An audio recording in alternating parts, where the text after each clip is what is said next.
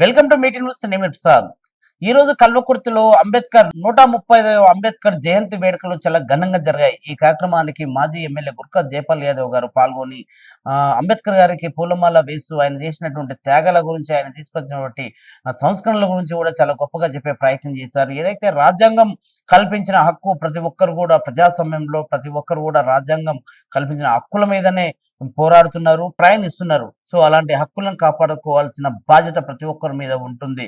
ఏదైతే రాజ్యాంగం, ఆ రోజు రాజ్యాంగం అంటే అంబేద్కర్ గారు రచించిన రాజ్యాంగానికి ఎంత పెద్ద ఇప్పటికి కూడా దాదాపుగా అందరూ కూడా అదే రాజ్యాంగానికి కట్టుబాట్లకు ఇప్పటి కూడా ఆయన రచించినటువంటి దాని మీదనే ముందుకు వెళ్తా ఉన్నారు. సో ముఖ్యంగా ఈ రోజు జైపాల్ యాదవ్ గారు ఏదైతే ప్రతి మనిషి కూడా ఆయన తీసుకున్న నిర్ణయాలు, ఆయన చేస్తున్నటువంటి ఆలోచనలను, ఆయన ఎన్నో త్యాగాల మీద అందరికీ చెప్పే ప్రయత్నం చేశారు. అందరూ కూడా అదే అడుగు జాడల్లో నడవాలని, అందరూ ఆయన చేసినటువంటి కృషికి, ఆయన చేసినటువంటి ఆలోచన విధంగానే నడవాలని ప్రతి ఒక్కరు కూడా నేను కోరుకుంటున్నాను.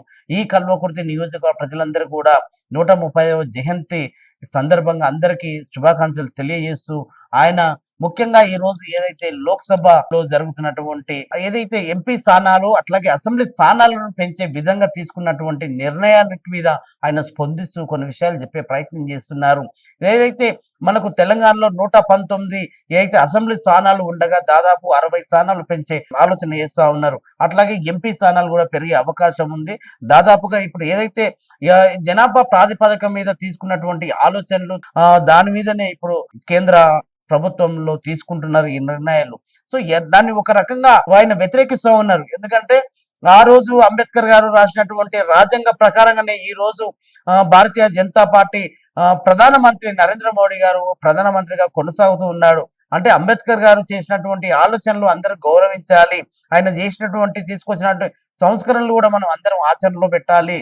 ఎందుకంటే అంబేద్కర్ గారికి అందరికి సమానమైన హక్కు కల్పించే ప్రకారంగానే ఆయన పోరాటం చేసిండు. కాబట్టి ఎంపీ స్థానాలు అట్లాగే ఎమ్మెల్యే స్థానాలు పెంచే ఆలోచన చేస్తా ఉన్నారు. 56% ఉన్న బీసీలో కూడా మీరు ఎట్లా దాన్ని జనాభా ప్రాతిపదిక మీద తీసుకుంటున్నారా, లేకపోతే మీరు ఏదైతే మీ నార్త్ లో పెంచుకొని ఇక్కడ తెలుగు రాష్ట్రాలలో మళ్ళీ మీరు ఇబ్బందికరంగా చేస్తా ఉన్నారు, అట్లయితే మేము దాన్ని వ్యతిరేకిస్తామని జైపాల్ యాదవ్ ఒక ఆలోచన విధంగా చెప్పారు. సో ఏదైనా తీసుకున్న నిర్ణయాలు మీరు ఏదైతే ప్రజలకు అవసరమైనటువంటి ఆలోచన చేసే ముందు ప్రజల ఆలోచనని కూడా తీసుకోవాలి ఒకసారి.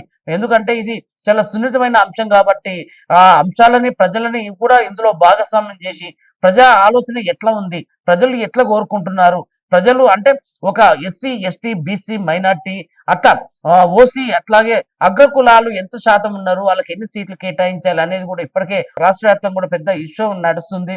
అట్లాగే కేంద్ర స్థాయిలో కూడా మీకు కావలసిన రాష్ట్రాలలో సీట్లు పెంచుకొని కేవలం తెలంగాణ అంటే తెలుగు రాష్ట్రాలకు సంబంధం లేకుండా కేంద్రాన్ని ఏర్పాటు చేసుకోవడము ఒక రకంగా రాజకీయం చేస్తూ ఉన్నారా, లేకపోతే తెలుగు రాష్ట్రాల అవసరం ఉంటే మా దగ్గర ఎంపీ స్థానాలు ఎంత పెంచుతారు? ఒకవేళ ఇప్పటికే చూస్తూ ఉన్నారు, నిన్న రేవంత్ రెడ్డి గారు కూడా అదే విషయం ఒక మీడియా సమావేశంలో ఏర్పాటు చేశారు. తెలుగు రాష్ట్రాలతో సంబంధం లేకుండా ఎంపీ స్థానాలు పెంచుకునే ఆలోచన చేస్తుంది కేంద్ర ప్రభుత్వం. అలాంటప్పుడు మన తెలుగు రాష్ట్రాలలో ఏ నాయకుడు కూడా కేంద్రంలో స్థానం ఉండదు, అవకాశం రాదు. సో ఎంతసేపు ఉన్నా మనము ఓన్లీ ఎమ్మెల్యే స్థానాల వరకు ఇక్కడనే కొట్లాడాలి, పోరాటం చేయాలి, ఆ దిశగానే ఉండాలి. కాబట్టి కేంద్ర ప్రభుత్వాలు ఈ ఆలోచన మీద తీసుకోవాల్సిన జాగ్రత్తలు, తీర్పు, ప్రజల ఆలోచన ఎట్లా ఉంది, ఏ వైపు వాళ్ళు ఆలోచిస్తున్నారు, ఎట్లా ఉండరు, అన్ని రాష్ట్రాలకు వెళ్ళి అందరితో కూడా మీరు ఒక ఆలోచన విధానంగా తీసుకున్నట్టయితే బాగుంటది. ఈ విషయాల గురించి బీఆర్ఎస్ మాజీ ఎమ్మెల్యే జైపాల్ యాదవ్ గారు మాటల్లో విద్దాం. జై భీమ్, జై భీమ్, జై భీమ్. జోహార్ బాబా సాహెబ్ అంబేద్కర్, జోహార్ బాబా సాహెబ్ అంబేద్కర్. ఈరోజు డాక్టర్ బాబాసాహెబ్ అంబేద్కర్ గారి యొక్క 135వ జన్మదినం. ఈ శుభ సందర్భంలో భారతదేశ వ్యాప్తంగా, ప్రపంచ దేశాల వ్యాప్తంగా ఘనంగా అంబేద్కర్ గారి జయంతి ఉత్సవాలను ప్రజలందరూ కూడా పార్టీలకు అతీతంగా, కులాలకు అతీతంగా, మతాలకు అతీతంగా ఈరోజు ప్రతి గ్రామములో, ప్రతి మండల కేంద్రంలో, జిల్లా కేంద్రంలో, నియోజకవర్గ కేంద్రాల్లో, పట్టణ కేంద్రాల్లో, రాజధాని కేంద్రాల్లో ఈరోజు మొత్తం కూడా ఎంతో ఘనంగా జరుపుకోవడం జరుగుతుంది.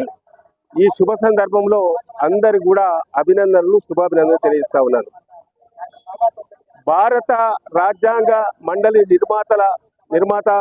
నిర్మాత చైర్మన్గా 2 సంవత్సరాలు కష్టపడి ప్రపంచ దేశాల యొక్క రాజ్యాంగాన్ని మొత్తం కూడా అర్థం చేసుకొని భారతదేశంలో ఉన్నటువంటి పేదరికము, బీదరికము, భారతదేశంలో ఉన్నటువంటి ఉపాధి అవకాశాలు, విద్య, అదేవిధంగా వ్యవసాయము, అదేవిధంగా పరిశ్రమలు, ఆ రోజు ఉన్నటువంటి ప్రజల పరిస్థితులు ఏ విధంగా ఉన్నాయి, భౌగోళిక పరిస్థితులు ఏ విధంగా ఉన్నాయి, ఈ ప్రజలు ఏ విధంగా జీవిస్తున్నారనే ఉద్దేశంతో బాబాసాహెబ్ అంబేద్కర్ గారు ఎలాంటి అభివృద్ధికి నోచుకున్నటువంటి అట్టడుగున ఉన్నటువంటి అణగారిన కులాలు, అందులో దళితులు, అందులో గిరిజనులు, అందులో బలహీన వర్గాల వారు, ఆ విధంగా ఆర్థికంగా వెనుకబడ్డ ఉన్నత కులాల వారు, వారికి ఎలాంటి రాజ్యాంగం కల్పిస్తే ఈ భారతదేశ రాజ్యాంగ ఫలాలు ఏ విధంగా అందరికీ అందుతానే ఉద్దేశంతో ఒక చక్కటి రాజ్యాంగాన్ని రచించి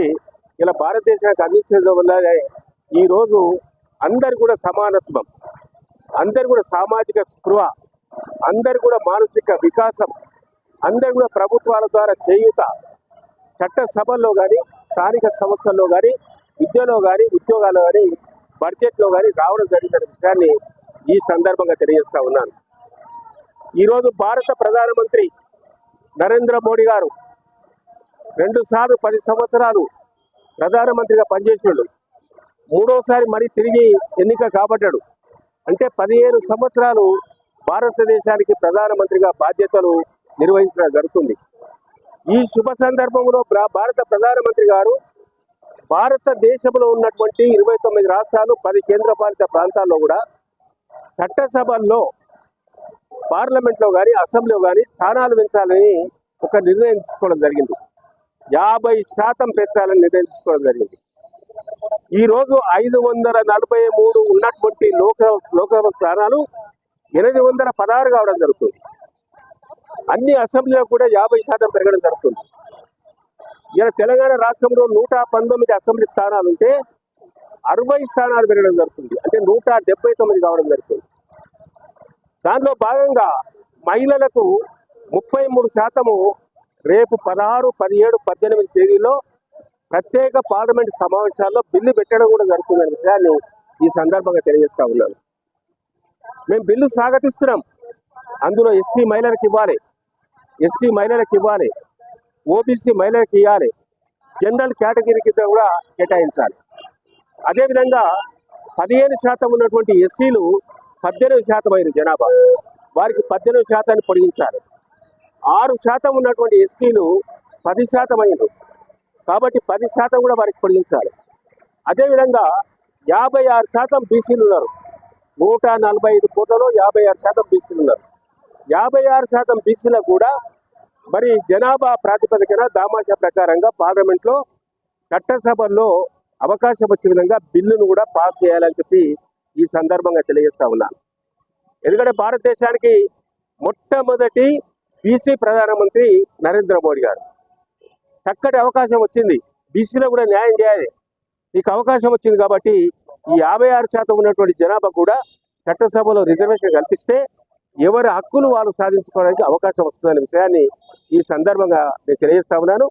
కాబట్టి ఎంతో మంచి మనసుతోటి, ఎంతో సహృదయంతో, ఎంతో మీరు దయతోటి తప్పకుండా బీసీలో కూడా మనసులో పెట్టుకొని ఆ విధంగా దామాషా ప్రకారంగా వారు కూడా చట్టసభలో అవకాశం కల్పించాలి, విద్యలో కల్పించాలి, ఉద్యోగాలు కల్పించాలి. 18% ఎస్సీలకు ఇవ్వాలి, 10% ఎస్టీలకు ఇవ్వాలి, 13% ఓసీలకు కూడా ఇవ్వాలని ఈ సందర్భంగా నేను తెలియజేసుకుంటూ బాబాసాహెబ్ అంబేద్కర్ గారి 135వ జయంతి సందర్భంగా అందరు కూడా శుభాకాంక్షలు, శుభాభినందన తెలియజేస్తూ జై భీమ్.